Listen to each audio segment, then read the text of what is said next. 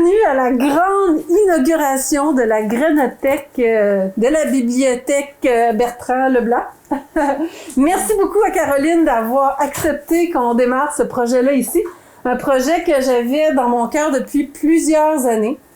Je peux vous dire tout de suite la raison pour laquelle on filme, c'est que on savait qu'à cause des règles actuelles, on pouvait pas avoir autant de personnes qu'on voulait dans la bibliothèque, mais on voulait que l'information soit accessible à tout le monde qui voulait participer au projet. D'ailleurs, la Grénothèque est pas juste disponible aux membres de la bibliothèque ici, elle est disponible à tout le monde de la Matapédia, parce que plus il y a de gens qui participent, plus ça va être riche et vraiment le fun d'en profiter, parce qu'on va avoir de plus en plus de diversité. C'est le principe d'une Grénothèque. Est-ce qu'il y en a qui avaient déjà entendu parler du principe, du concept de Grénothèque? Vous pouvez lever la main ceux qui en avaient déjà entendu parler. Super. Fait que dans le fond, c'est super simple. Dès qu'on se met à travailler avec la nature est très généreuse et elle nous redonne beaucoup et souvent beaucoup plus que ce qu'on a besoin. C'est mon cas. Ça fait plusieurs années que je m'intéresse à la fabrication de semences. Nous, avec la ferme biologique, ceux qui ne connaissent pas, moi et mon copain, moi c'est Marie-André Mathieu, on avait le potager enchanté et pendant plusieurs années, ça nous coûtait 700 $ de semences par année. Puis à un moment donné, on a appris qu'on pouvait, certaines de nos légumes, on pouvait récupérer les semences, et qu'on s'est mis à s'intéresser à refaire des semences, puis surtout qu'on tripait sur la biodiversité. On aimait ça avoir le plus de sortes de légumes possible. Fait que ça fait que si chaque petit paquet est entre 4 à 7 $ parfois, ben ça augmente très très vite. Fait qu'en reproduisant nos semences, ben on pouvait s'assurer d'avoir des coûts qui diminuaient dans l'achat de nos semences et même acheter plus de variétés parce qu'on avait plus d'argent disponible. Et quand on commence à faire des semences, ben dans une tomate, il peut avoir combien de graines dans une tomate? Des centaines. Des centaines de graines. Nathalie Mathieu, semencière, qui va être ici pour vous donner tous les secrets de la fabrication de semences. Fait que si dans une tomate, j'ai des centaines de graines et qu'à chaque année, j'ouvre une tomate pour récupérer ma variété, ben à chaque année, j'ai des centaines de graines. Et si j'ai 20 sortes de tomates que je refais pousser dans ma serre, ben c'est clair que j'ai pas besoin de 100 graines. Tu sais, je vais peut-être avoir besoin pour moi, de 2 graines de chaque variété. Fait que je fais quoi? Avec les 98 autres graines, ben je les partage avec les gens de la Grénothèque. Ça devient des graines qui sont disponibles pour tout le monde. Et s'il y a quelqu'un d'autre qui essaie une nouvelle variété de tomates et qui l'adore et qui apporte les surplus de graines ici, ben moi, je peux essayer une nouvelle variété. Fait que là, je suis vraiment contente parce que j'avais jamais eu de tomates mauves avant. Et maintenant, grâce à la Grénothèque, j'ai des tomates mauves. Fait que je vais vous expliquer le fonctionnement qui est très, très simple. Le fonctionnement, c'est prendre en premier et donner après. Fait que ce soir, vous pouvez repartir avec des sachets de graines gratuitement. Pas besoin de donner votre nom à Caroline, pas besoin d'inscrire que vous avez emprunté des graines. Vous les prenez et vous faites une entente dans votre cœur que dès que vous allez pouvoir, dans une semaine, dans 6 mois, dans 1 an, vous allez ramener autant de sachets de semences que ce que vous avez pris. Ou plus, si vous voulez. Est-ce que c'est obligé d'être les mêmes semences? Si vous avez pris des graines de tomates stupices, on va dire, est-ce que c'est obligé d'être celle-là que vous ramenez? Non, vous pouvez ramener des graines de haricots. L'entente est une entente de cœur pour faire rouler, pour s'assurer que la Grénothèque, cette petite boîte-là remplie de semences, soit toujours bien remplie. Fait que peu importe c'est quoi les variétés, c'est pas grave. Fait que quelle sorte de graines que vous devez ramener? Ça peut être des graines que vous avez achetées d'un semencier biologique. Vous avez acheté un paquet de graines de laitue parce que vous vouliez essayer une nouvelle sorte de laitue rouge et vous en avez planté un rang dans votre jardin et il vous en reste des centaines de graines dans le paquet. Vous dites, j'ai pas besoin de tout ça. Vous pouvez ramener le reste du sachet ici. Ça peut être des semences que vous avez faites vous-même. Et ça, Nathalie va vous donner beaucoup d'informations là-dessus pour savoir quels légumes on peut faire les semences et comment. Il y en a également beaucoup d'informations dans le petit livret gratuit ici que vous pouvez partir avec. Petit livret qui contient également de l'information sur comment les bases de faire son jardin et même un jardin en pot sur le balcon. Alors, vous avez l'information là-dedans pour faire vos propres semences et ça peut aussi être des graines que vous prenez dans la nature sauvage. Par exemple, si vous vous promenez à Cozapscal et vous voyez des belles encolis mauves foncées, pourpres, vous pouvez aller plus tard et ramasser les graines de ces encolis-là, les mettre dans un sachet et les apporter ici. Ça aussi, c'est bon. Il y a quelques petites informations à inscrire sur le paquet. On a déjà des paquets avec les informations qu'on veut avoir qui ont été imprimées dessus.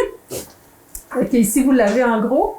On fournit les enveloppes pour que ce soit plus facile. C'est quoi le nom de la variété, si vous le savez? C'est très pratique dans le cas des tomates, des poivrons, de savoir le nom parce que ça nous permet d'aller sur Internet chercher plus d'informations. Ça pousse dans combien de jours, quelle hauteur ça a. La date de la récolte, c'est une information très importante aussi parce que certaines semences sont bonnes pendant plusieurs années, 5 à 8 ans, et d'autres sont capables de germer pendant 2 ans ou pas beaucoup d'années. Comme les graines de carottes, ils sont bonnes à peu près 2 ans. Oignons aussi, c'est à peu près ça. Fait que si je vois que j'ai un paquet qui est marqué 2015 puis que c'est des oignons, ben je sais qu'ils sont probablement plus bonnes ou qu'il y en a très peu qui vont germer dans le paquet. Fait que ça va nous aider à faire une gestion d'inventaire pour pas qu'il y ait des gens déçus qui viennent prendre des paquets puis qui se disent « Ah, il n'y a rien qui a germé, c'est plate, ça marche pas ». Fait que la date de la récolte est assez importante. Durée de vie optimale, justement, c'est pour savoir est-ce que les graines sont encore bonnes. Mais ça, on va pouvoir, peut-être sur la boîte de la Grainothèque, l'indiquer, la durée de vie optimale pour chaque type de semence. Pureté assurée, ça, c'est une petite question qu'on voulait dire parce qu'il va y avoir plusieurs niveaux de semenciers. Il y a certaines semences qui sont très, très faciles à faire et que si je prends, par exemple, mes haricots, si je prends mes haricots Orca et je ramasse les semences des haricots Orca, ben, ce qui va repousser l'année d'après, c'est des haricots Orca. Mais si je prends des graines de courge, par exemple, cette courge ici, algonquine, j'ai semé des courges algonquines, j'ai une courge algonquine qui a poussé, et si je reprends ces graines à elle, c'est pas sûr que ça va être la même sorte de courge qui va pousser l'année prochaine parce qu'elle pourrait peut-être s'être croisée avec une courge spaghetti. Fait que là, ça donnera pas le même résultat. Fait que c'est pour ça qu'on pose la question pureté assurée. Si vous êtes sûr que vous avez bien fait ça, que vous avez suivi les règles comme un pro, dans le cas des courges, vous pouvez indiquer oui. Si vous n'êtes pas sûr, que vous dites, ben, j'ai fait mon possible, puis j'ai ramassé les graines, ben, vous indiquez non, puis la personne qui va semer ça va savoir qu'elle va peut-être avoir une surprise.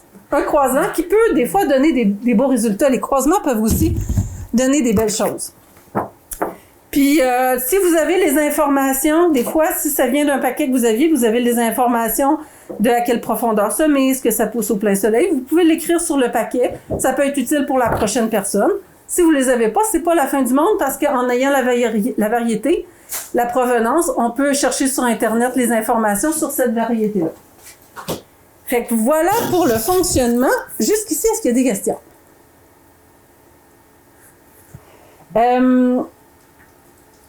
Aussi, dans les petites affiches ici, il demande de prendre la quantité qu'on a besoin pour l'année en cours. S'il y a des gens qui sont généreux et qui apportent le reste de leur paquet de semences, fait que, mettons qu'ils laissent un sachet ici, je vais donner un exemple, mettons qu'il y a 50 haricots dans le paquet. Et je sais que moi, j'ai envie de faire un test pour en cultiver en pot sur mon balcon. J'aurais pas besoin des 50 haricots. Puis ça me sert à rien de dire je vais en garder pour 2-3 années parce que l'année prochaine, quelqu'un va en ramener d'autres. Fait que je suis mieux de prendre un sachet vide, de mettre la quantité d'haricots que j'ai besoin ou la quantité de plantes, comme les courges, c'est ça prend beaucoup de place, les courges. Fait que des fois, on peut avoir de la place sur notre tas de compost pour planter 2 ou 3 courges. Fait qu'on peut laisser les autres graines ici pour les personnes suivantes. Parce que plus qu'il va y avoir de diversité ici, plus les gens vont avoir envie de participer, plus il va y avoir de graines qui vont revenir. Fait que encore une fois, c'est une règle de politesse envers les prochains qui passent, de prendre la quantité qu'on est capable de faire pousser pour cette année. Maintenant, les raisons. Pourquoi? Pour quelles raisons est-ce qu'on a envie de faire des semences ici dans la Matapédia plutôt que juste avoir le plaisir d'aller en acheter dans les petites compagnies locales, les petites jardineries qui nous offrent des paquets de semences? Est-ce qu'il y en a qui ont des réponses? Pour que les graines soient fortes, qu'elles connaissent l'environnement du Québec, qu'elles soient... Oui, c'est une excellente réponse. On voit qu'il y a quelqu'un qui a compris l'essence même. Les graines, dans le fond, ils servent à transmettre la génétique de la plante. Alors, si j'ai fait pousser, admettons que j'ai acheté des graines de tomates, on va dire les beefsteaks. J'ai acheté des graines de tomates beefsteak. Ces graines-là ont été conçues par des semenciers aux États-Unis. Et là-bas, la tomate a super bien produit, elle est devenue grosse et belle, elle a fait des grosses tomates. Donc, elle est super bien adaptée au climat des États-Unis. Si je la fais pousser ici, ça se peut qu'elle trouve que c'est froid dans la Matapédia, puis qu'elle ait de la difficulté à amener des tomates à maturité. Après on pourrait dire, je pourrais donner l'exemple qu'après une année, j'ai cultivé plusieurs de ces plants de tomates-là et il y en a 2 qui, eux autres, ont mieux réagi au climat froid que j'avais. Alors, si je prends les semences de ces 2 plants de tomates-là, je vais avoir déjà quelque chose qui est mieux adapté à la Matapédia que dans le paquet de départ. Ça va devenir comme une nouvelle, j'ai sélectionné ceux qui avaient la génétique la plus forte. Et à force de cultiver à chaque année, à force de toujours récolter les semences, ben, je vais donner un exemple. Là. Admettons que je veux faire des semences de rutabaga chez nous. Je vais prendre les plus beaux rutabagas, les plus gros navets, ceux qui ont bien résisté à mon été, qui ont poussé, qui sont devenus énormes, et c'est eux autres que je vais planter pour avoir des semences la deuxième année, pour avoir des graines. Fait que je vais prendre ceux qui sont vraiment bien adaptés à notre été court et froid. Parce que présentement, la plupart des semenciers sont soit aux États-Unis ou soit dans le sud du Québec, et donc ils ont un climat qui ne ressemble pas du tout au nôtre.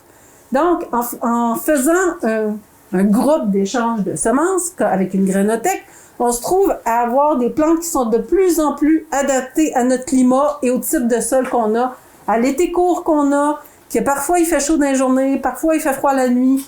Ça va être de plus en plus adapté. Fait que c'est une forme de sécurité d'avoir des plantes qui sont adaptées. Aussi, ça nous permet de conserver une diversité.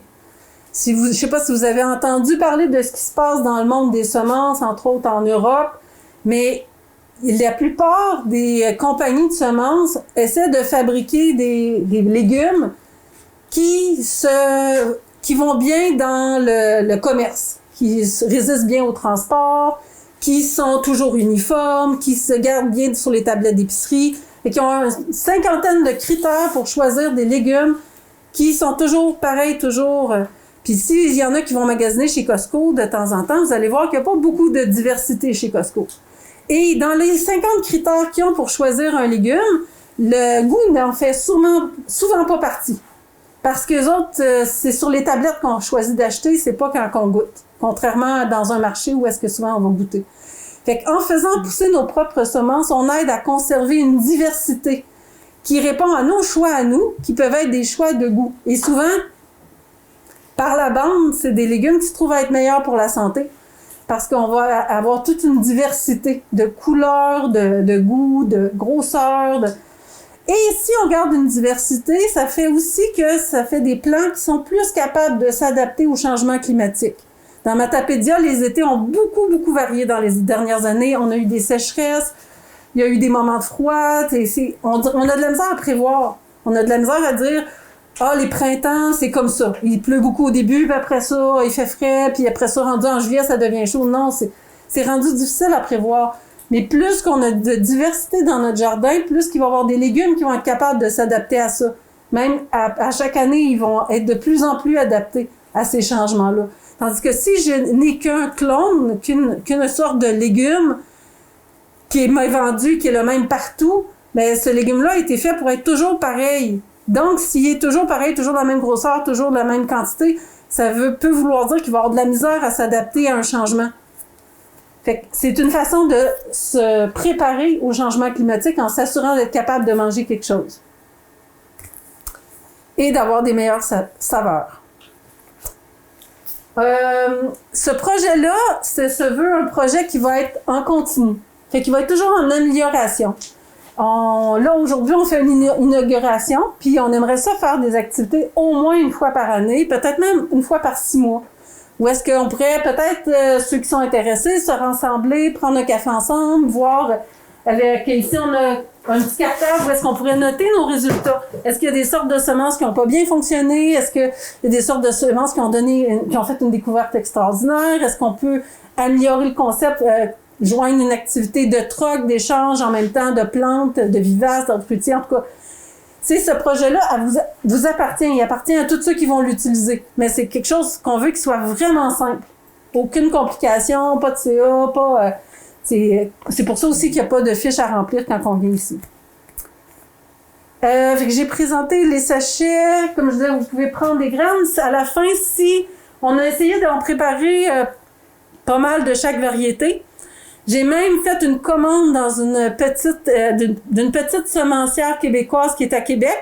J'ai reçu les paquets aujourd'hui, puis je pouvais pas les amener parce que je voulais séparer. Chaque paquet contient vraiment beaucoup de graines, je voulais les séparer. Fait que je vais les amener samedi, puis il y a des gens qui vont amener d'autres paquets de graines bientôt aussi. Fait que vous pouvez en prendre aujourd'hui, vous pouvez revenir plus tard, il va en avoir d'autres en plus. Puis si jamais, là, ça part très vite, aujourd'hui, j'ai amené tous mes surplus. Et ça, c'est plein de semences que j'ai en backup. Fait que si vous voyez qu'il y a une sorte que vous voulez qui est plus là, ben demandez-moi là. À la fin, je vais pouvoir vous faire plus de paquets. Là, c'était juste trop long de toutes les mettre en paquet, mais j'en ai beaucoup, beaucoup de chaque sorte. Puis, à la fin, vous pourrez aussi, si ça vous tente, venir voir ma plus belle collection. C'est une folie que j'ai commencé dans les dernières années, ma collection d'haricots secs. J'ai 30 variétés, puis je m'en suis commandé d'autres, fait que ça montre un peu la beauté de ce que ça peut être la diversité, puis c'est une beauté qui se mange. Tu sais, non seulement j'ai du plaisir à toutes les étapes de production de ces graines-là, mais en plus, quand on les mange, ben c'est aussi une fête. Puis, je vous ai parlé de ma citrouille algonquine, puis ici, j'ai la courge bleue du Guatemala. Là, j'en ai apporté une petite parce que les autres étaient trop lourdes à transporter, ils étaient longues comme ça. Et ici, j'ai un croisement. Quand je vous parlais que les croisements peuvent aussi faire des belles choses, j'avais une courge curry qui est très orange, presque rouge, très, très, très bonne. Et j'avais des courges bleues qui sont très bonnes aussi. Les deux se sont croisés. Puis quand j'ai semé les graines, ça a fait une courge à la peau saumon qui est très bonne aussi. Fait que faire ces semences, ça peut permettre de faire des nouvelles découvertes. Fait que ces 3 courges-là vont être en prix de présence aujourd'hui, à la fin. Puis Caroline aussi avait amené des prix de présence. Fait que ça va être définitivement une belle soirée. Et sur ce, je vous laisse avec ma sœur, Nathalie Mathieu, qui a travaillé comme semencière pendant plusieurs années. Merci. Oui, donc mon nom est Nathalie Mathieu et oui, nous sommes... Ce n'est pas un hasard, nous sommes bel et bien sœurs. Et j'ai été semencière pendant 6 ans pour un organisme à but non lucratif. Je commence toujours par un compte parce que je suis aussi une conteuse. Alors voilà mon compte. Il y a de cela bien des années, un cultivateur était renommé pour son maïs année après année. Il gagnait tous les trophées pour le goût de son maïs et il était aussi connu parce qu'il donnait généreusement ses graines de maïs à ses voisins. Alors, en entrevue, on lui a demandé « Vous n'avez pas peur de la concurrence? Pourquoi donnez-vous vos graines de maïs à vos voisins? » Il leur a répondu « Ne savez-vous pas qu'il y a de la pollinisation croisée qui se fait? Si je veux avoir le meilleur maïs, il faut que mes voisins aient le meilleur maïs aussi. » Donc, on va en parler plus tard. Mais je trouve que ça colle bien avec l'idée d'une grainothèque donnée pour recevoir. On peut passer à la prochaine.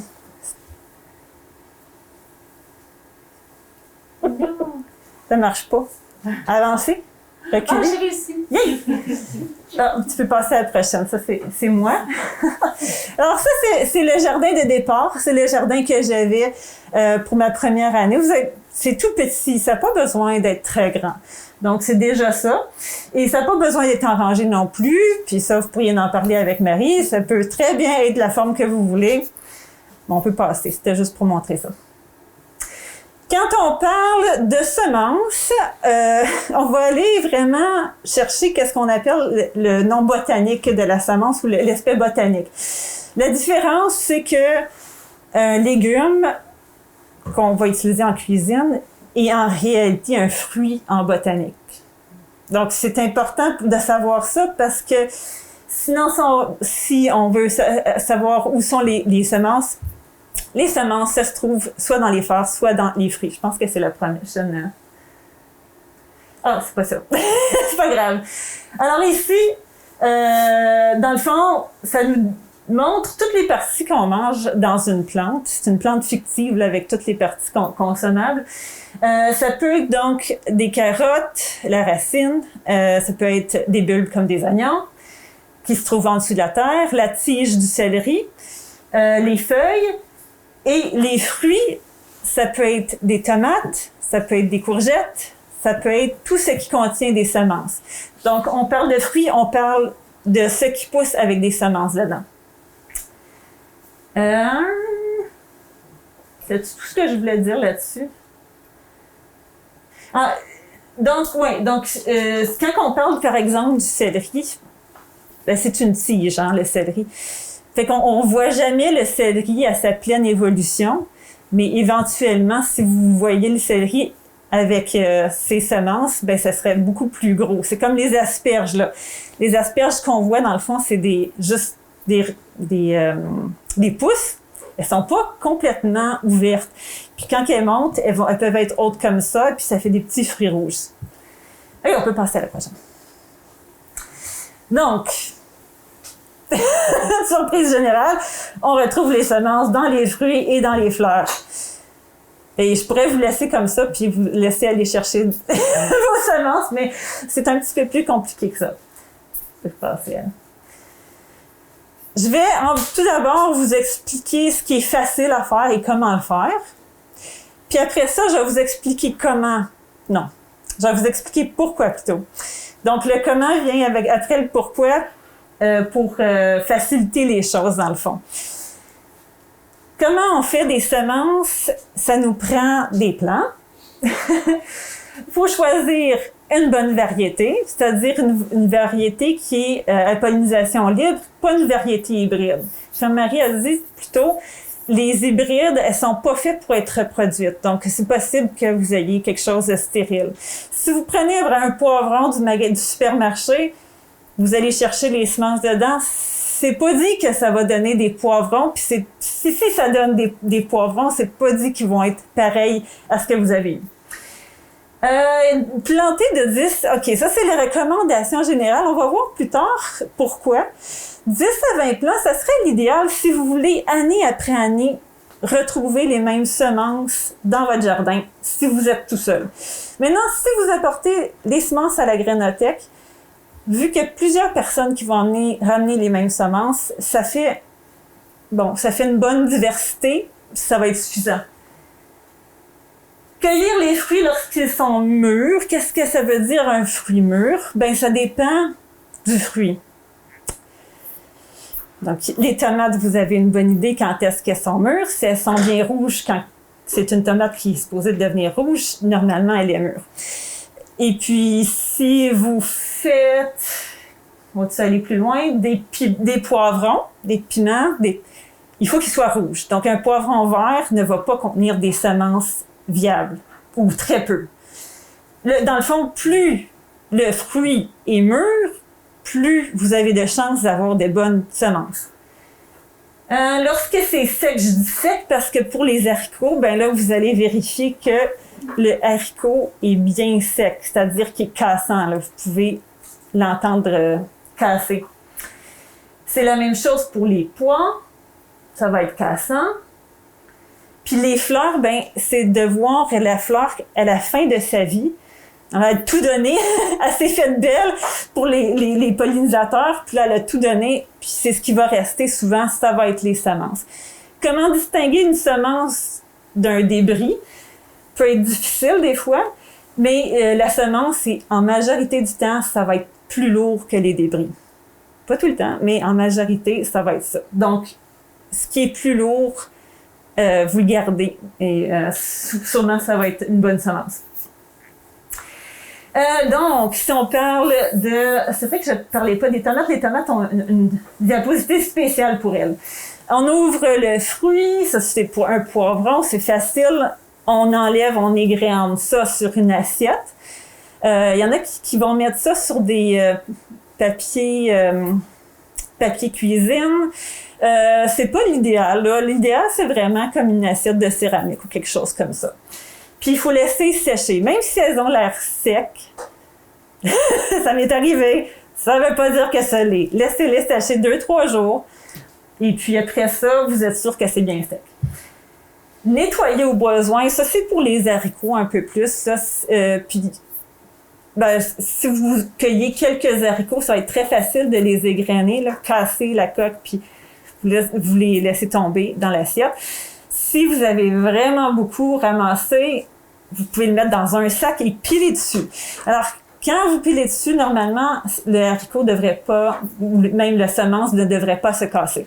Parce qu'elle est assez dure pour résister à ça. Si elle n'est pas assez dure pour résister à ça, c'est que vous n'avez pas attendu assez longtemps. Elle n'était pas assez sec et puis il faudrait plutôt laisser le reste des plants, le reste des haricots sur le plant afin qu'ils sèchent comme vous. Pas trop longtemps. Les laisser sécher, mais si vous attendez trop, ça m'est déjà arrivé que les pois avaient été laissés tellement longtemps que le soleil et la pluie avaient commencé à désintégrer la membrane, puis évidemment, c'est fait pour se ressemer, fait que ça tombait sur le sol. Alors ça, faire sécher, mettre dans un pot maçon. L'idéal, c'est pas le pot maçon, l'idéal, c'est un pot qui va avoir comme une petite une fermeture hermétique, là. Donc, quelque chose qui se visse. Là. Moi, j'utilise des pots de miel, parce qu'ils ont déjà comme la petite membrane qui se visse. L'idée, c'est de ne pas laisser entrer l'humidité. Et l'air ambiant a de l'humidité. Donc, une fois que vous refermez votre pot, normalement, il ne devrait pas avoir d'humidité qui rentre. Et de garder ça bien identifié. Je vais vous le rappeler souvent dans la présentation parce que c'est hyper important, puis on oublie ces petites choses-là. Le nez, le légume, la variété. J'oublie-tu quelque chose? Peut-être que j'oublie quelque chose, pas grave, on va le voir tantôt. Tu peux continuer? Quand tu dis nettoyer, c'est plus les haricots, là. C'est comme... Ah oui, donc si tu... J'ai divergé, hein? OK. Non. OK. Ouais, c'était plus pour les haricots, donc, ou pour les fleurs. Fait que si vous voulez faire ça, au lieu de le faire à la main, vous pouvez le faire à la main. Le plus facile, comme j'avais dit, de piler sur les cosses des haricots dans un sac, puis après ça, vous voulez les nettoyer, c'est-à-dire que vous voulez enlever les parties qui sont, dans le fond, la coque, là, l'enveloppe de l'haricot. Il y a plusieurs méthodes de faire ça. D'habitude, comme j'ai dit, les semences sont plus lourdes, donc elles vont tomber au fond du sac, puis vous pouvez carrément, comme avec les mains, comme ramasser ce qui est par-dessus, ça va être les débris. Je pense que pour la Granotech, c'est pas une grosse affaire. C'est plus important quand on vend des semences. On veut que ça soit propre, on veut pas qu'il y ait des débris, mais si vous apportez des graines de, qu'est-ce que ça peut être? De fleurs, puis il y a des pétales dedans, c'est pas très grave. Les gens vont juste tout mettre ça dans un pot. Oui, question? Pour les semences de tomates, il n'y a pas une petite gélatine? Est-ce qu'on rince ou on rince pas? Très bonne question, j'y viens. Donc, la tomate est aussi facile, mais est un petit peu plus difficile juste à cause, justement, de ce gel-là. Vous pouvez... Il y en a qui ont trouvé d'autres méthodes de le faire. L'idéal, c'est vraiment la fermentation. C'est d'ouvrir la tomate en deux, de presser même toutes les tomates qui sont disponibles là, de la même variété. Vous les pressez dans un pot, ça peut être un pois yogourt en plastique. Et rajouter un peu d'eau. Et là, vous laissez ça fermenter 2-3 jours. Il va y avoir une couche de moisissure dessus. Et ça sentira pas très bon. Fait que souvent, on dit de le laisser à l'extérieur, peut-être mettre un pot renversé pour pas que les chats qui passent renversent. Il faut que ça soit à l'air, il faut pas que ça soit refermé. Donc, une fois fermenté avec la petite couche blanche, ce que ça a fait, c'est que ça a défait le gel. Et puis cette action-là de défaire le gel qui est autour de la semence de tomate va aussi détruire des maladies. Donc, c'est pas une étape essentielle, mais c'est plus facile pour vous de faire ça que d'essayer d'enlever le gel. Et il y a des bénéfices là parce que vous avez détruit des maladies. Ensuite, une fois donc que votre mélange de pulpe a macéré, fermenté, vous pouvez le faire passer comme juste jeter dans le fond ce qui déborde. Même s'il y a des semences sur le dessus, les semences qui sont sur le dessus, c'est des semences qui sont mauvaises. C'est pour ça qu'elles flottent. Donc, on jette. Puis là, vous allez voir, une fois que le blanc puis la couche qui est pas très belle au-dessus est passée, vous allez voir que dans le fond, il y a des semences et puis dans un genre de mélange de jus. Vous passez ça à travers un tamis et les semences, elles sont propres comme ça, là. C'est tout. Vous avez juste à le mettre après ça sur une assiette et puis les faire sécher sur une assiette. C'est possible qu'elles se collent.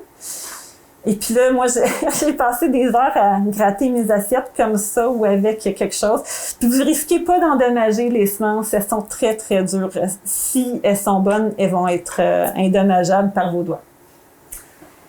Mais j'ai des photos tantôt, je vais vous les montrer qu'est-ce que ça donne. C'était juste comme une idée de base. Fait que là, dans le fond, j'ai dit comment le faire. C'est facile pour ces variétés-là. Quand j'ai dit... Oh, y a-t-il une autre question? C'était parce que c'était concernant les tomates avant que tu ailles à l'autre. Oui. Les tomates, là, quand on les met dans le pot maçon à la fin de la saison et qu'on ouvre notre pot maçon, les graines sont à l'intérieur. Est-ce que ces graines-là pourraient faire d'autres plants? Après qu'il ait été stérilisé? Oui. Dans quel sens? OK. Tu fais des sauces c'est que c'est pas... Non. Non, c'est trop long. Il y a des processus qui font bouillir les semences, mais c'est que quelques minutes parce que sinon tu commences à endommager tes semences. Ouais. OK, c'est une bonne question, ça, non?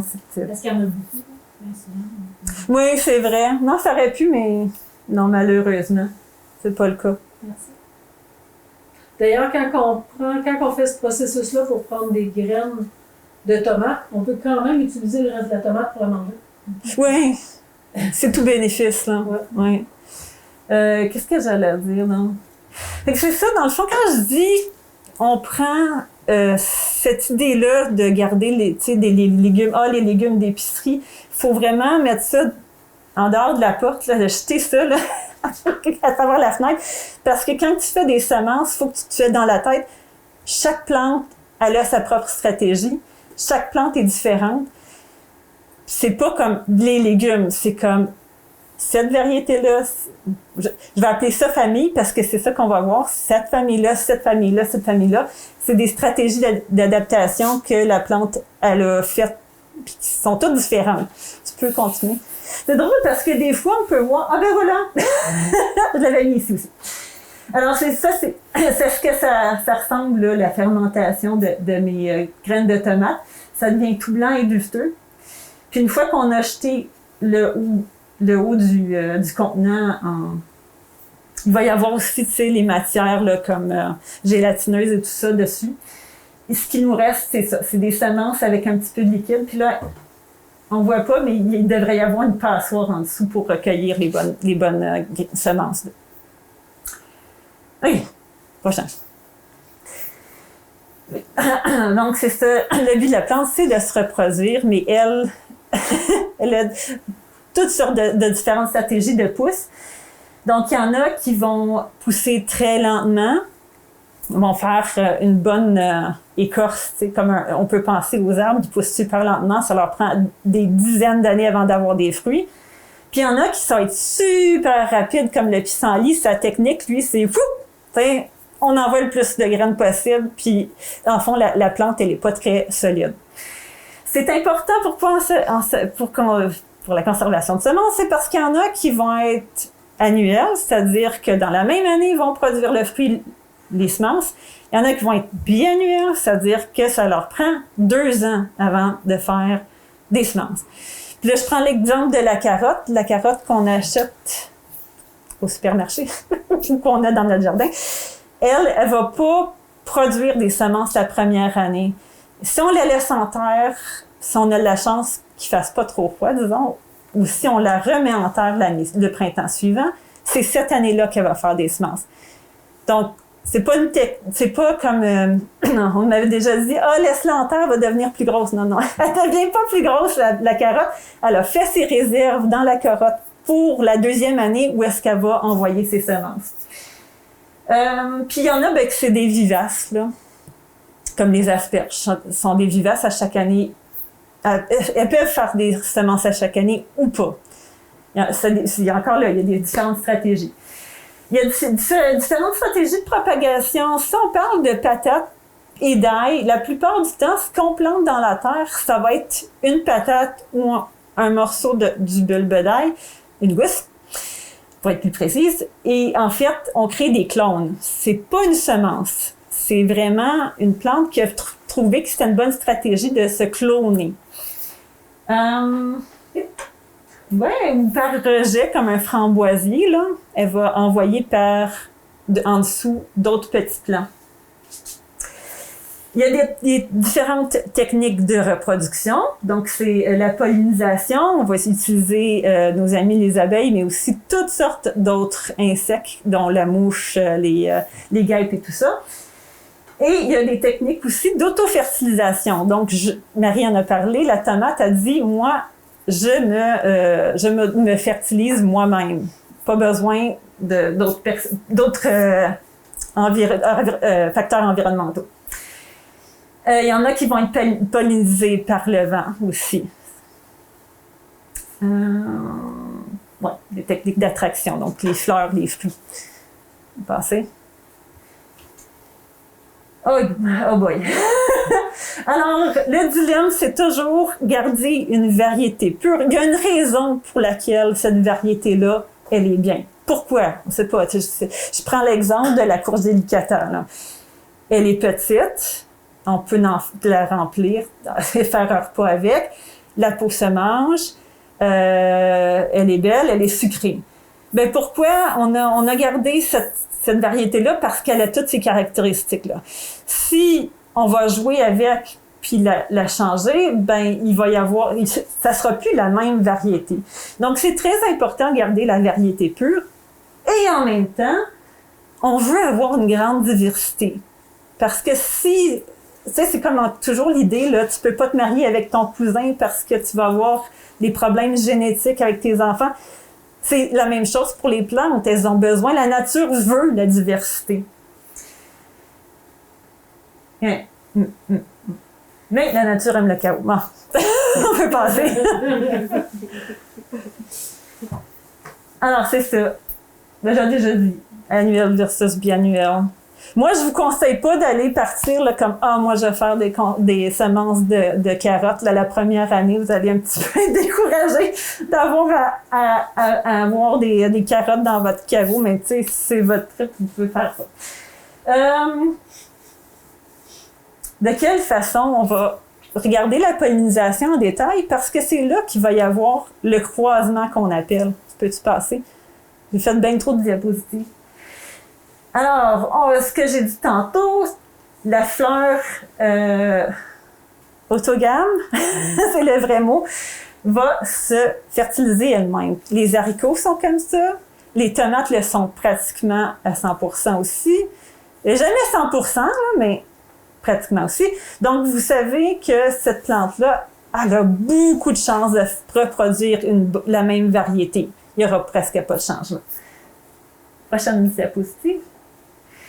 Les courges, par exemple, les concombres, toute la famille des cucurbitacées qu'on va avoir, eux vont avoir des fleurs femelles et des fleurs mâles sur le même plan. Mais on peut aller même plus loin et certaines plantes vont pas accepter la pollinisation à travers le même plan. Il va falloir avoir des plants comme différents puis aller avoir comme une pollinisation entre des différents plants. On peut passer. On entend souvent ça pour les pruniers, les cerises. Oui, exactement. Ça prend 2 arbres, on dit. Oui, ben c'est pour ça. Des arbres minimums. Ah, tu sais, il y a une animation, je pense. Peux-tu passer encore? Je ne vais pas réaliser. Ici, c'est une pollinisation par le vent. Donc, pour le maïs, ils disent qu'il faut que vous ayez une tale de maïs en carré. Pourquoi? Parce que c'est le vent qui va aller polliniser. Il va amener dans le fond, le mâle sur la femelle. Oui. Ouais. J'ai tout le croisement, c'est de ça qu'on parle. On veut éviter, dans le fond, les croisements de différentes variétés. Comment on fait ça? Tu peux passer. Faut se rappeler que on fait ça. Donc, il y a différentes façons de le faire, mais la base, c'est de savoir connaître où est-ce que ça peut se faire le croisement. Donc, le croisement va toujours se faire de différentes variétés. Tu peux sauter. Ça, c'est dans le fond de la classification. Fait que si j'ai de la famille des cucurbitacées, du genre Cucurbita et de l'espèce Pepo, puis là, ça, c'est comme, oh my God, je me rappellerai jamais de toutes ces affaires-là. Ben, c'est pour ça qu'il y a des livres. Hein? Moi non plus, je me rappelle pas de ces affaires-là. Là, la variété, j'ai la courge spaghetti. Si, dans la même famille de cucurbitacées, j'ai le genre cucumis et là, on voit qu'il y a plusieurs espèces, Pepo, Mochata, Mello et Sativus. L'important, c'est de se rappeler que c'est à travers l'espèce qu'il peut y avoir des pollinisations croisées. Fait que si, par exemple, je décide de faire dans l'espèce Pepo, la courge spaghetti et du zucchini quelconque, j'ai choisi une variété, là, mais il pourrait y avoir de la pollinisation croisée entre ces deux-là. Si par contre, je décide de faire une courge butternut à côté de ma courge spaghetti, c'est pas la même espèce, donc je suis correcte, normalement. Si tu as des voisins. Je dis normalement. Parce que ça m'est arrivé, nous, on est là où est-ce que je faisais les semences, on était sur 30 acres. Puis j'étais sûre que c'était pas possible d'avoir un croisement. Et je sais pas, avec les voisins qui sont à droite, à gauche ou devant, on a eu un croisement, c'est incroyable. Donc, pour les courges, là, c'est très, très difficile. Et c'est la raison pour laquelle on a des techniques spéciales pour les courges. Je sais pas si j'en parle, mais tu peux passer. Ouais, ça, c'est pour dire que c'est l'espèce. C'est là qu'il faut faire attention. Les grandes familles, je vous ai mis les grandes familles, on voit poireau, ail, oignon. T'sais, on peut voir comme qu'il y a une ressemblance. Ils sentent tous, le poireau, l'ail, l'oignon sentent tous pareil. Les brassicas, les choux, les brocolis, les chénopodes, le betterave, les épinards. Puis chénopode, je sais pas si ça vous dit quelque chose, là, le chou gras, c'en est un chénopode. Fait que même, on peut voir qu'il y a des familles même dans les mauvaises herbes. Tout ça pour dire... Où est-ce que je m'en allais avec ça? Oui, c'est ça. À ce moment-là, d'habitude, dans ma présentation, je passe des semences, puis je vous dis de regarder les semences. Puis quand on regarde les semences, on peut même voir des traits de famille, je vais vous dire. Là, tu sais, comme des variétés de pois, moi, tout est tronc, plus ou moins de la même taille. La couleur peut être différente, mais d'habitude, ça ressemble. Si on regarde les poivrons, tomates, aubergines, c'est toute la même famille. Si tu regardes les semences, la tomate est un peu duveteuse, mais ça ressemble à la forme de la semence de poivron, qui ressemble aussi à la semence d'aubergine. Fait en tout cas, c'est juste intéressant, là. Vous n'avez pas besoin de savoir ça. On peut passer. Ah oui, donc, c'est hyper important de savoir que le produit du croisement ne se voit pas la première année. T'sais, comme Marie a dit, c'est comme « Oh yes, tu sais, j'étais pas sûre de mes semences, mais là, je suis sûre que c'est ça. » Non, t'es pas sûre.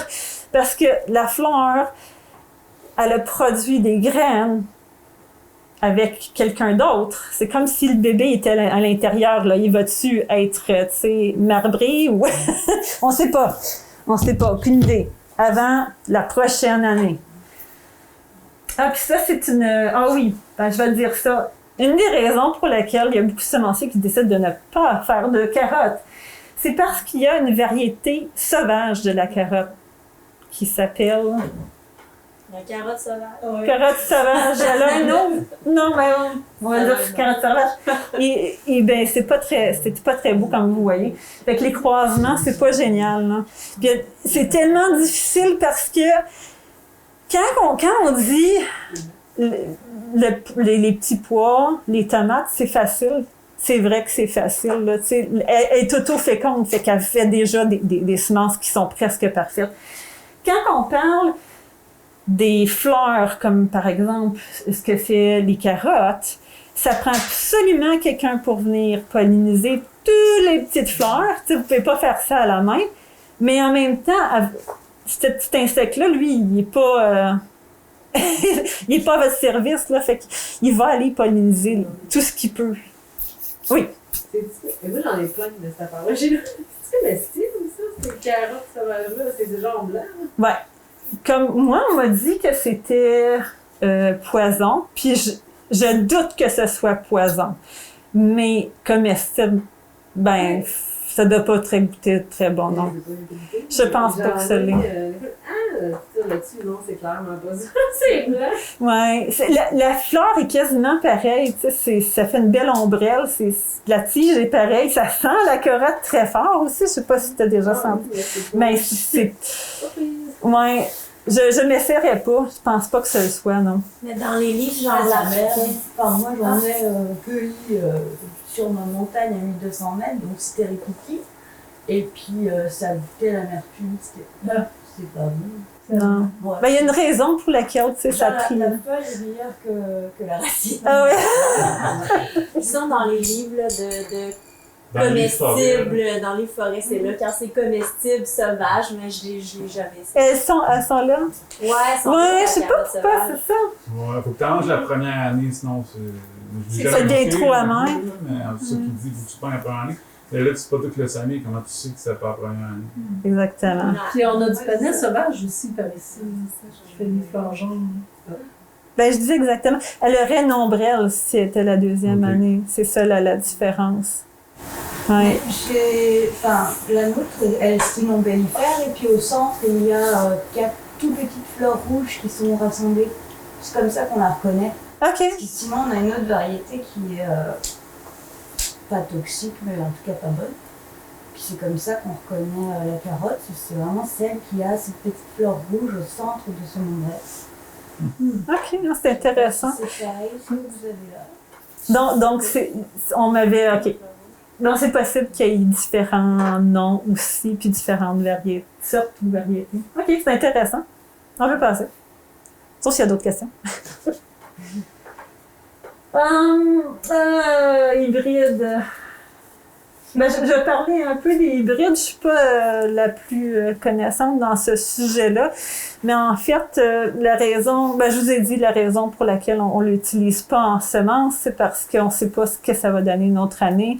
En fait, de ce que je comprends de l'hybride, c'est qu'on prend 2 variétés, puis on sait que le produit de cette variété-là, ça va donner un fruit comme distinct, reconnaissable. Mais on n'a pas travaillé pendant des générations pour créer ce truc-là. C'est juste la première année, on dit tac, comme ça c'est beau, mais on sait pas ce que ça donne dans les prochaines années. Ça fait-tu du sens, ce que je dis? Ça pourrait être, dans les 2 variétés, ça pourrait être une variété qui est très, très, très, très productive, puis avec une autre qui goûte bonne. Fait que dans le fond, le père, il est très productif, la mère, elle goûte très bonne, mais la graine de ta tomate, si tu la plantes, ça se pourrait que la prochaine plante de tomate que tu aies, il donne des tomates qui goûtent pas bonnes, finalement, parce que son père donne pas des tomates qui goûtent bonnes. Ouais, c'est ça. C'est là que, quand on sème des variétés hybrides, des générations d'après, on n'a aucune idée de ce qu'on va avoir. Fait qu'on veut pas travailler à conserver des semences hybrides. C'est ça. C'est toujours le temps qu'on donne, hein, parce que des amis qui disaient « Ah, moi, je donne mes semences à tout le monde. » Puis là, on dit « Oui, mais tes variétés sont-tu pures? T'es-tu contente de ce que... » « Ah, c'est pas grave, c'est donné. » Tu dis « Oui, mais il y a le temps du jardinier derrière, là. Il y a quelqu'un qui espère pendant une saison avoir quelque chose de bon. » Donc, ouais. Excuse-moi, ça veut dire qu'il y a des sachets qui se vendent où c'est indiqué hybride. C'est de ceux-là qu'on parle. Ouais, fait que ça, Mais c'est... ils sont pas toujours écrits. Ils sont pas toujours écrits. F1, c'est la même chose, ça veut dire hybride. Ouais. Ça va être écrit pollinisation. Ben non, ça ne sera pas écrit nécessairement. Des fois, il y a des semenciers qui vont le dire, comme toutes nos semences sont en pollinisation libre. En fait, la plupart des petits semenciers font pas d'hybrides. Ça les intéresse pas d'aller là-dedans. Là. Si vous allez dans les petits semenciers du Québec, comme le Jardin du Grand Portage, Écoumène, les petits semenciers Jardin de Julie, tous ces petits semenciers-là, c'est pas d'hybride. Quel t'as nommé? La Société des La Société des plantes, Ouais. c'est ça. C'est pas des... Parce que ça les intéresse pas de faire ça. C'est pas... c'est utile pour une raison. Les hybrides, il y a comme, ce poivron-là, il est résistant à je sais pas trop quoi, là, tu sais. Fait que c'est ça la raison de l'hybride, là. Mais derrière ça, dans le fond, il n'y a pas eu un travail pour concevoir une plante qui va pouvoir se régénérer d'année en année puis toujours garder les mêmes caractéristiques. OK, on peut passer, je pense. Donc, comment empêcher le croisement? Ben, la seule chose, moi, que je vous conseillerais, c'est la distance d'isolation, là. C'est de respecter une distance assez grande. Je sais pas comment dire ça. Parce qu'en fait, ça va encore là dépendre de chaque famille. Comme il y a des familles qui vont être plus... Oui. Ouais, pour les cours, j'ai entendu dire que c'est 1 kilomètre. C'est sûrement quelque chose comme ça. Puis vous allez pouvoir trouver ça dans des livres de semences. Là, moi, on a apporté Seed to Seed. C'est le livre que j'utilise, mais il y en a plein d'autres. Là. Seed to Seed par Susan Ashworth. Mais il y en a un... je me rappellerai plus du nom. Il y a des versions françaises aussi de livres de semences. Puis là, vous pouvez voir quelle distance est recommandée. Mais si vous avez juste qu'une variété, si ça vous tente, c'est ça que je faisais. Moi, je n'avais qu'une variété. Ben, dans le fond, il n'y a pas de problème. Là. Sauf si votre voisin fait quelque chose de très proche. Mais dans les tomates, c'est pas vraiment un problème. Dans les haricots, c'est pas vraiment un problème. Dans les pois non plus. Il peut y avoir un petit peu de mélange, mais vraiment pas beaucoup. Fait que là, les autres techniques, je vais juste vous les énumérer, mais on n'ira pas en détail. Là. C'est compliqué pour rien, parce que même moi, je les ai jamais faites. Là. Isolation dans le temps, ça, c'est si vous plantez quelque chose au début du printemps, par exemple des petits pois, puis vous savez qu'ils vont être prêts quand même assez tôt, ben peut-être que quelques semaines plus tard, 3-4 semaines plus tard, vous pouvez en planter d'autres. Eux vont être prêts plus tard à l'automne. Donc, tant qu'ils fleurissent pas en même temps, vous êtes correct. Pollinisation à la main. Ah, j'ai essayé ça, faut être vite. Faut être tôt le matin, puis il faut faire ça vite, là. Je vais vous montrer. Je sais pas si j'ai une image. Non, je pense que j'en ai pas. Mais c'est d'aller dans par exemple, pour les courges, d'aller chercher une fleur mâle et puis de polliniser à la main la fleur femelle. Mais avant ça, il faut la veille vérifier quelle fleur femelle va s'ouvrir le lendemain, puis la refermer avec du scotch tape pour pas qu'elle s'ouvre avant que vous y ayez. Puis après ça, on enlève on enlève le scotch tape, on va polliniser à la main, puis on remet le scotch tape, tout ça avant qu'une abeille ou un insecte rentre dedans. Puis des fois, ils sont tellement vite qu'ils arrivent à s'infiltrer juste le temps qu'on se tourne pour aller chercher notre fleur. Ça m'est arrivé. OK, les cages, comme par exemple ça ici, là, ces gens-là avaient vraiment l'intention de garder une variété de tomates super pure, fait qu'ils l'ont même mis dans un petit sac pour pas que les insectes aillent la voir. Ça marche encore là parce qu'elle est auto-fertile. On sait qu'elle va se fertiliser elle-même. Évidemment, ça ne marcherait pas pour les courges parce que les courges ont besoin d'un pollinisateur qui va de fleur en fleur. Puis des fois, il y a des grandes cages là, qui peuvent être mises là, carrément au-dessus des fleurs, par exemple, des carottes. Tu mets des grandes cages pour pas que les insectes rentrent faire des choses là-dedans. Distraction des pollinisateurs, ça, je trouvais ça intéressant. Mettre une grande rangée de fleurs entre deux plates-bandes de fruits, de légumes dont vous faites la conservation de semences. Donc ça permet un peu de distraire au lieu d'aller voir de l'autre côté des fleurs. Oh, des belles fleurs, je vais aller polliniser ici. On peut passer. Donc, choisir des caractéristiques désirables, ça, c'est comme pas quelque chose qu'on va penser naturellement. Par exemple, si vous avez planté des radis, puis là, vous voyez qu'ils fleurissent, ben, je vais les laisser fleurir, c'est génial. Mais un radis, il faut penser, tu sais, comme, qu'est-ce que je veux avoir de ce radis-là? Est-ce que je veux que tous mes radis l'année prochaine commencent à fleurir au début de l'été? Ben, c'est pas comme au début, tu sais, comme milieu du printemps, c'est pas l'idéal. Dans le radis, l'idéal, ça serait de prolonger un petit peu son état de dormance, là. Je sais pas, il dort pas vraiment, mais avant qu'il fasse des fleurs. Est-ce que je veux que par exemple, qu'est-ce qu'on pourrait dire comme... C'est ce que je veux avoir une variété de tomates qui est très courte dans le temps, qui se mûrit très, très vite. Ben, je n'irai pas prendre peut-être les plus vieilles, celles qui ont mûri plus tard dans la saison. Est-ce que je veux... Ben, le goût aussi, c'est toujours ça, là. Cueillir des fruits pour le goût. L'idéal, en fait, c'est tout en gardant en tête les caractéristiques qu'on veut maintenir dans notre fruit, dans notre légume, c'est d'avoir aussi en tête qu'il faut prendre un fruit de chaque plant que vous avez planté. Pourquoi? Parce comme on a dit tantôt, on veut garder une diversité génétique dans la semence. Donc, on choisit, oui, mais pas juste prendre les plus grosses. Ah, ce plant-là, il me fait des grosses tomates, je vais juste prendre de ce plant-là. Ben, l'idée, c'est que ça soit quand même aléatoire, là, dans le choix, dans les plantes pour garder une diversité. Faut me dire tant si je fais pas de sens. Je comprends rien. Peux-tu penser, ouais. Combien de plants devrais-je avoir? Encore là, c'est la même chose. Fait idéalement, ça serait pour les pois, pour les haricots, puis pour les tomates, ça serait 10 à 20 plants. Si vous voulez faire d'autres choses, idéalement, ça serait peut-être beaucoup plus. Pour la grainothèque, comme Marie dit, c'est pas grave. Vous amenez, puis tu sais, on va les mélanger, puis c'est bon.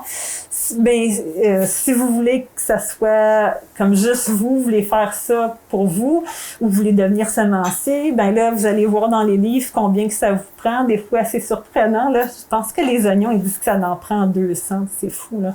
Mais si vous voulez, comme juste pour la grainothèque, on va mélanger des semences ensemble, puis c'est bon.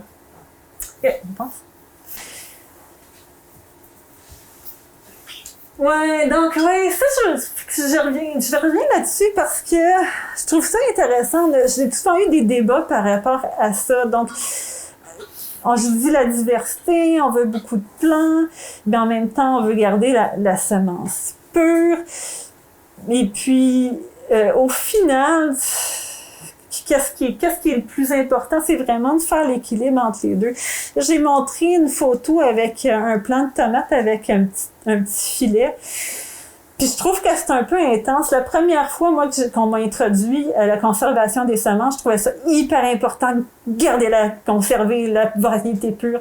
Puis j'ai rencontré une semencière qui faisait des semences depuis... Elle était professionnelle, hein, faisait des semences depuis 10 ans. Et puis elle mettait toutes ces tomates, ces plants de tomates jaunes ensemble, tous ces plants de tomates rouges ensemble. Puis elle dit, s'il y a un croisement, ben c'est pas trop grave, tu sais. ils vont on le verra pas trop. Puis je trouvais, mais c'est épouvantable, elle détruit la variété, gna gna gna. Puis finalement, plus tard, j'en ai reparlé avec un autre semencier, puis il dit, oui, mais si tu gardes toujours que la variété très, très pure, éventuellement, elle dégénère, puis le plant devient comme rabougri, il s'amorphie, il devient moins fort.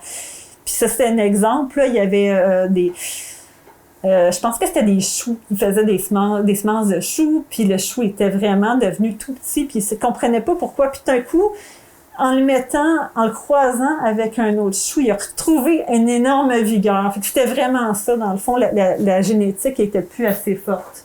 OK. C'est comme pour vous dire, comme, en fait, je ne sais pas. Faites vos expériences, puis vous allez voir.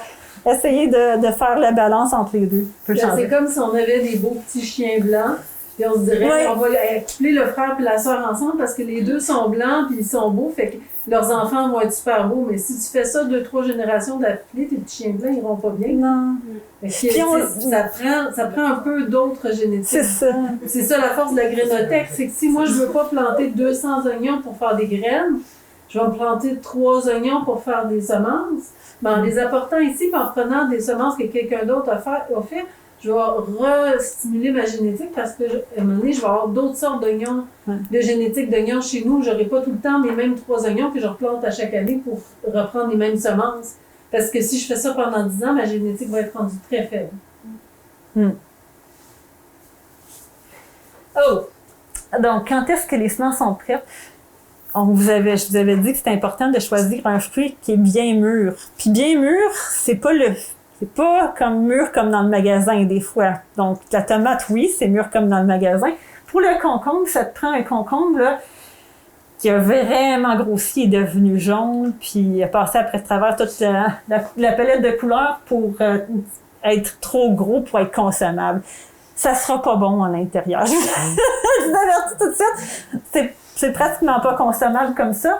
Mais l'idée, c'est que les semences sont à point, sont au final, sont prêtes. Je vais juste dire un mot sur les concombres. Les concombres sont de la famille des cucurbitacées. C'est aussi difficile que pour les courges en termes de pollinisation.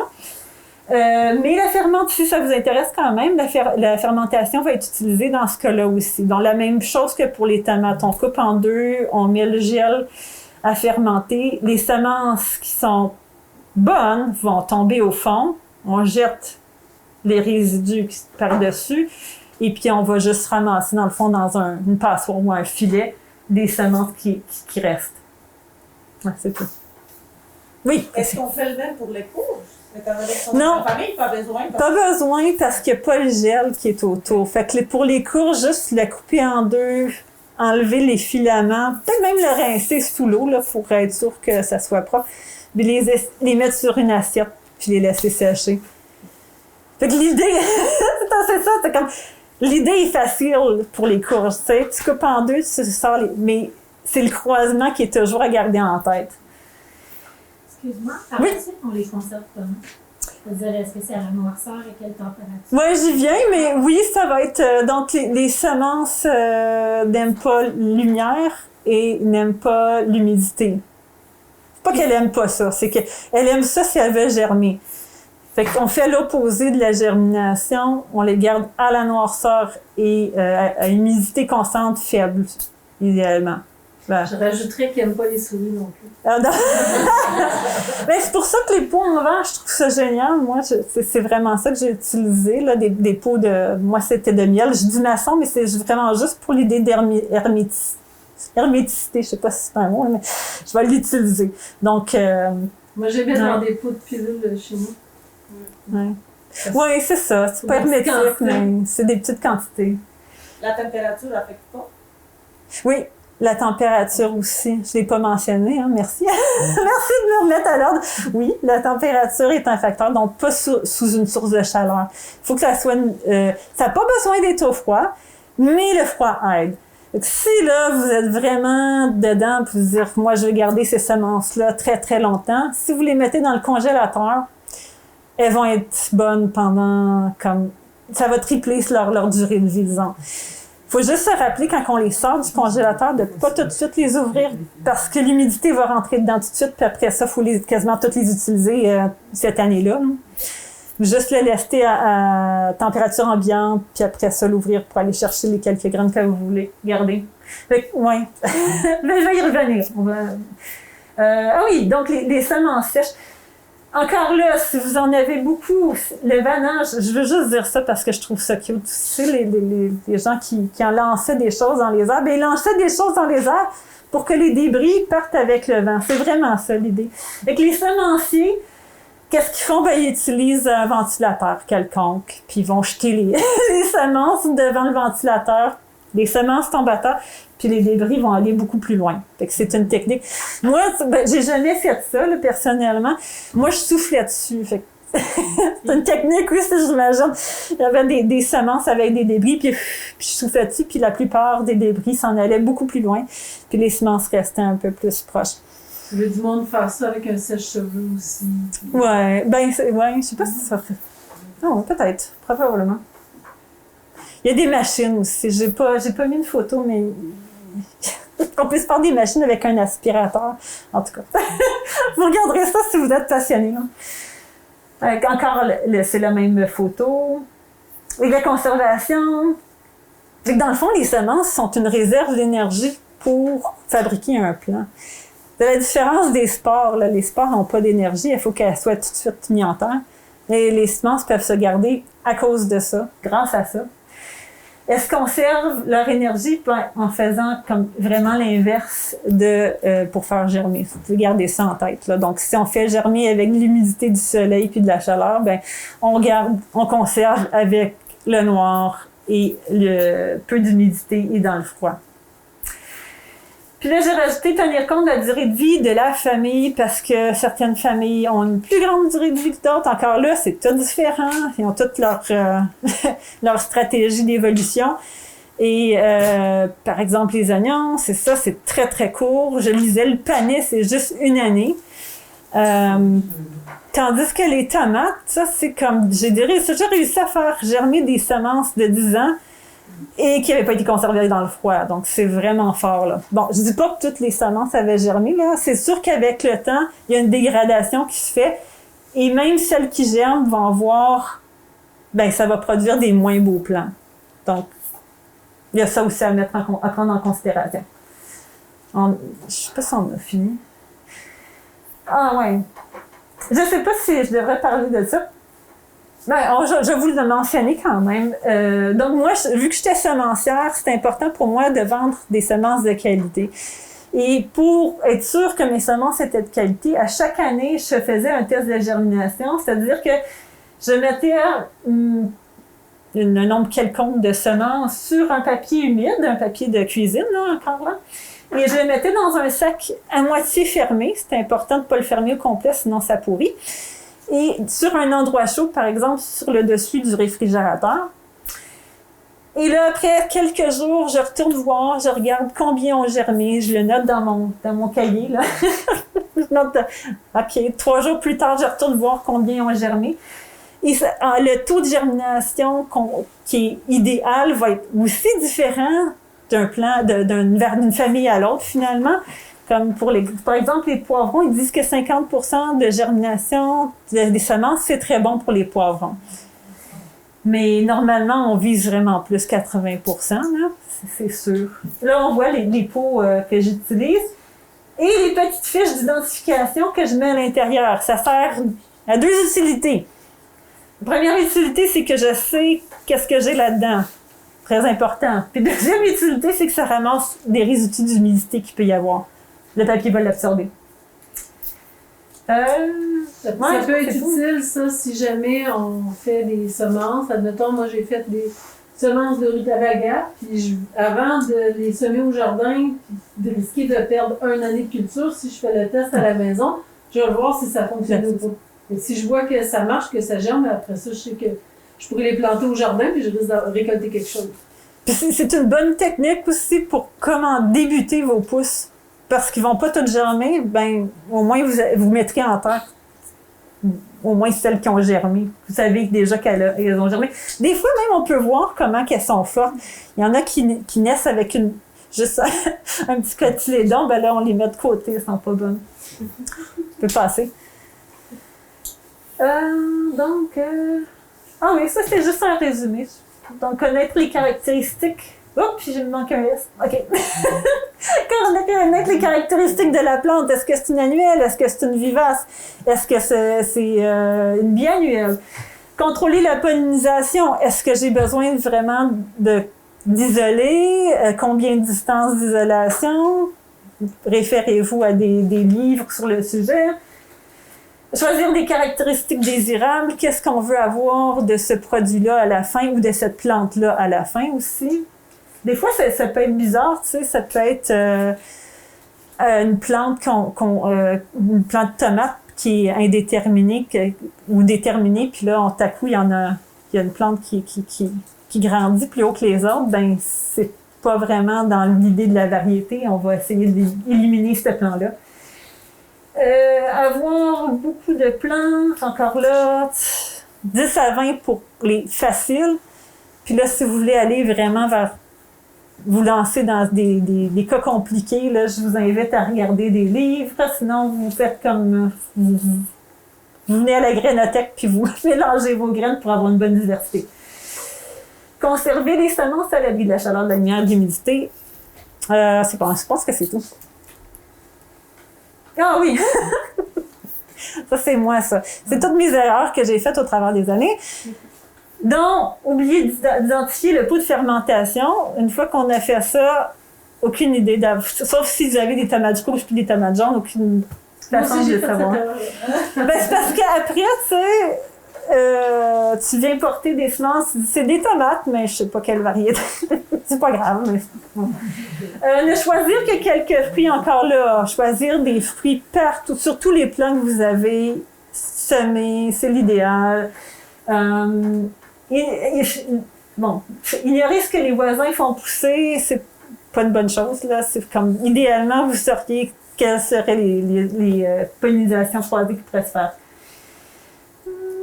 Oh! C'est le temps pour que la semence se rende à maturité. Ça peut être aussi un problème.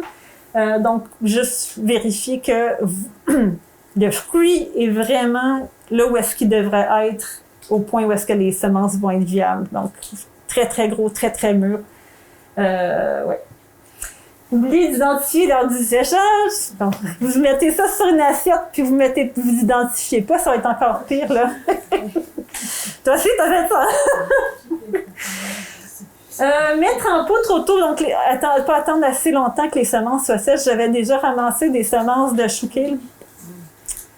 Puis je les avais mis en pot parce que c'était tellement sec dans ma tête, elles étaient sèches. Ça va être la même chose pour les haricots, ça croque, ou les petits pois, ils sont cassants, ça se peut pas que ça soit plus sec que ça, mais vaut mieux laisser 3-4 jours de plus sur l'assiette et être sûr que ça soit bien sec. Puis oubliez de bien identifier les pots dans lesquels vous mettez vos semences. Comme tout le long, il faut faire le suivi de l'identification, sinon c'est perdu.